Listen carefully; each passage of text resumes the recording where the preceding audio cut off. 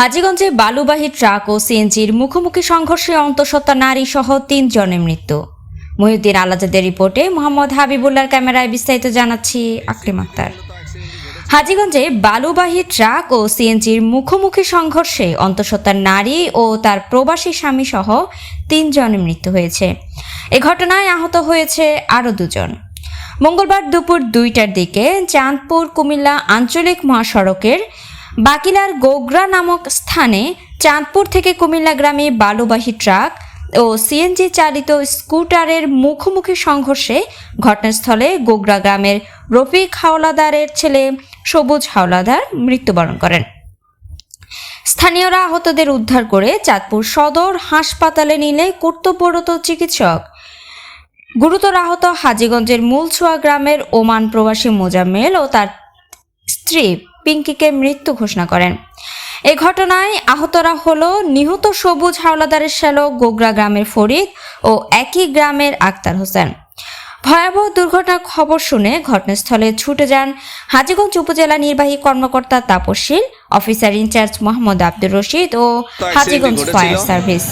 হাজীগঞ্জ থানার officer in charge Mohammad Abdur Rashid বলেন, খবর পেয়ে ঘটনাস্থলে উপস্থিত হয়ে ঘাতক ট্রাকটি আটক করেছি। সড়ক যান চলাচল স্বাভাবিক রাখতে কাজ করছে। আহতদের হাসপাতালে পাঠিয়ে চিকিৎসার ব্যবস্থা করেছে। তার নাম কি বলছিলেন? মোহাম্মদ সবুজ। বয়স কত হবে? 25 বছর হবে। কোন বাড়ি বললেন? 25 থেকে 30। কোন বাড়ি বললেন? গোগরা হাওলাদার বাড়ি। তার মানে বাপের নাম কি বলতে পারবেন? রফিকুল ইসলাম বাবার নাম। আর একজন যে মারা গেছে বললেন হাসপাতালে খবর পাইছেন।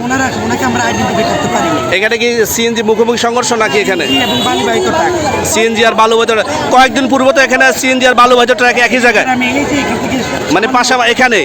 প্রিয় দর্শক, শুনলেন কয়েকদিন পূর্ব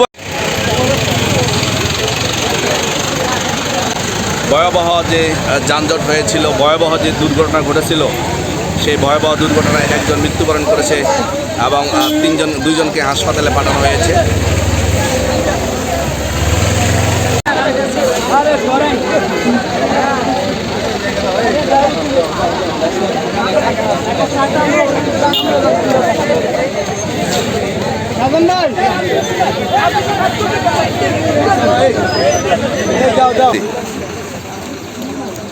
খুবই ভয়াবহ দুর্ঘটনা, খুবই ভয়াবহ দুর্ঘটনা। মানে এত বড় ভয়াবহ দুর্ঘটনা, পুরা সিএনজিটি মেইন সড়ক থেকে ছিটকে রাস্তার বাইরে পড়েছে।